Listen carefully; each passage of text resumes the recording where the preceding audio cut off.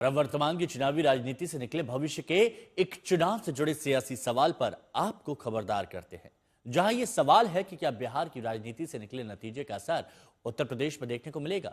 क्या मुस्लिम और यादव समीकरण पर अब तक विशेष जोर रखने वाले दलों के लिए दिक्कत बढ़ सकती है। क्या उत्तर प्रदेश में मुस्लिम और यादव वोट का बड़ा हिस्सा हासिल करने वाली समाजवादी पार्टी के सामने ओवैसी और मायावती मिलकर मुस्लिम प्लस दलित वोट का समीकरण खड़ा कर सकते हैं।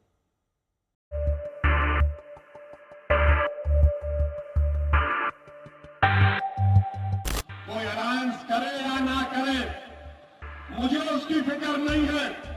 मैं दीवाना हूं, मैं मन चलाऊं, मैं अल्लाह की जात पर भरोसा करके अपना काम करता हूं। मुझे कामयाबी मिलेगी इंशाअल्लाह ताला, दुनिया में भी मिलेगी और आखिरत में भी मिलेगी इंशाअल्लाह।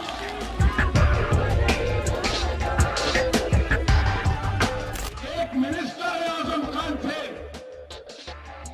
लोगों को नौकरी दी, उसके ऊपर केस बुक हो गया, तो क्या अखिलेश यादव कुछ नहीं किए?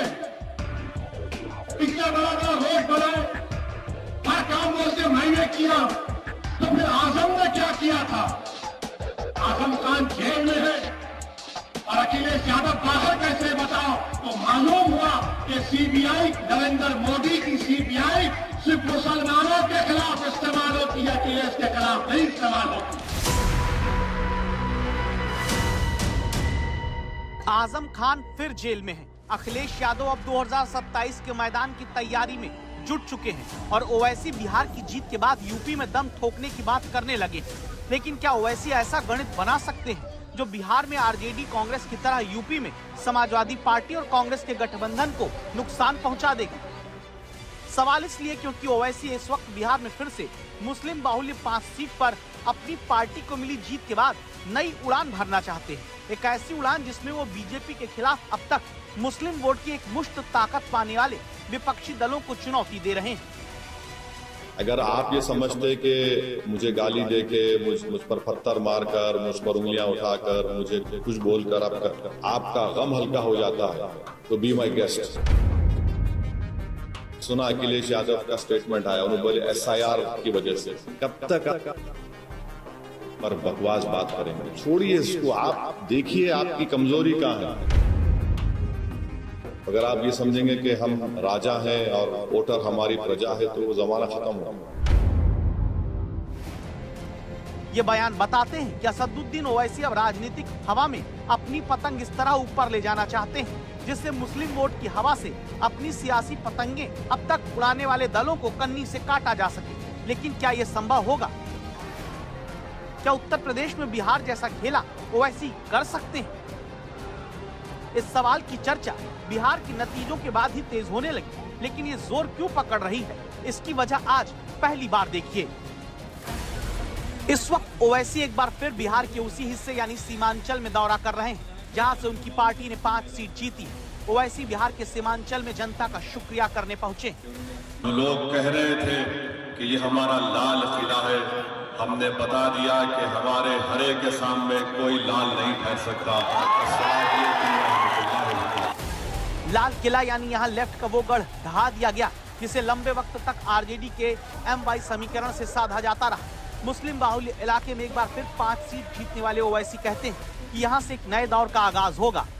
आप देखेंगे कि हमारे ये 5 विधायक रुकने असेंबली बिहार की विधानसभा के दरों दीवार को हिला के रख देंगे सीमांचल के इंसाफ के लिए लड़ने के लिए, और इंशाअल्लाह ताला यहाँ पर एक नए दौर का आगाज होगा। बिहार में केवल 5 सीट जीतकर आखिर किस आधार पर नए दौर की बात ओवैसी कर रहे हैं, ये समझना जरूरी है। बिहार चुनाव में असदुद्दीन ओवैसी की पार्टी ने सिर्फ 5 सीट ही नहीं जीती है, बल्कि 4 ऐसी भी सीटों पर उन्होंने गठबंधन को हराया है जिसमें गठबंधन से का जो अंतर है हार जीत का, उससे ज्यादा वोट MIM को मिला है। यही नहीं, 2 और सीट ऐसी रही जिसमें महागठबंधन के उम्मीदवार तीसरे नंबर पर रहे, यानी कि टॉप 2 में भी नहीं आए। तो 5 सीट MIM की, 4 जो गठबंधन का अंतर है उससे ज्यादा सीटों पर, उससे ज्यादा इनके वोट आए, और 2 सीटों पर तो तीसरे नंबर पर चले गए गठबंधन और महागठबंधन और लेफ्ट के लोग, तो पूरे 11 सीटों पर असर डाला है असदुद्दीन ओवैसी ने। तो क्या ये सिर्फ मुस्लिम वोटों की वजह से हुआ? ये सही है कि उन इलाकों में मुसलमानों के वोट ज्यादा हैं, लेकिन कहीं ऐसा तो नहीं कि दलित वोटों का भी फायदा उनको मिला है, क्योंकि बिहार में अनकहे तौर पर ही सही बसपा एमआईएम के साथ खड़ी हुई है। सीमांचल की 24 सीट की अगर बात करें तो मुस्लिम आबादी 13% से 70% तक है, जबकि सीमांचल में दलित आबादी 10% है। तो क्या दलित और मुस्लिम वोट मिलाकर सीमांचल में ओवैसी के काम आया है? इस सवाल की वजह में भविष्य की सियासत का समीकरण भी छिपा हुआ है। इसलिए ये तस्वीर देखिए, ये सतीश कुमार सिंह उर्फ पिंटू यादव हैं, जो बिहार की रामगढ़ सीट से इस बार जीते हैं। जीतने के बाद ये लखनऊ में मायावती से मिलने पहुंचते हैं, लेकिन बीएसपी प्रमुख मायावती से मिलने पहुंचने से पहले बिहार में इनकी प्रेस कॉन्फ्रेंस पर गौर करिएगा। मीडिया से बातचीत में पीछे बीएसपी और ओवैसी की पार्टी का झंडा साफ दिखता है, जबकि अब की बार बिहार में बीएसपी ने ओवैसी के साथ गठबंधन नहीं किया था। तो सवाल आता है कि क्या बीएसपी को लगता है कि बिहार में उसका वोटर किसी और पार्टी के बजाय ओवैसी की पार्टी के साथ मेल रखता है? असदुद्दीन ओवैसी जब बिहार चुनाव लड़ने गए तो उनके साथ अछूतों जैसा व्यवहार हुआ। वो घूमते रहे, आरजेडी के दरवाजे तक पहुंचे, लेकिन आरजेडी और महागठबंधन ने उन्हें भाव नहीं दिया। फिर उन्होंने छोटे छोटे गठबंधन बनाए और चंद्रशेखर रावण और स्वामी प्रसाद मौर्य को जोड़ने की कोशिश की, जो कि इनसिग्निफिकेंट हैं। लेकिन चुनाव के बीच में ही एक बयान एमआईएम के प्रदेश अध्यक्ष का आया और उन्होंने कहा कि जहां जहां एमआईएम नहीं लड़ रही वहां एमआईएम के कार्यकर्ता बीएसपी को जिताएं, उनके वोटर बसपा को वोट दें।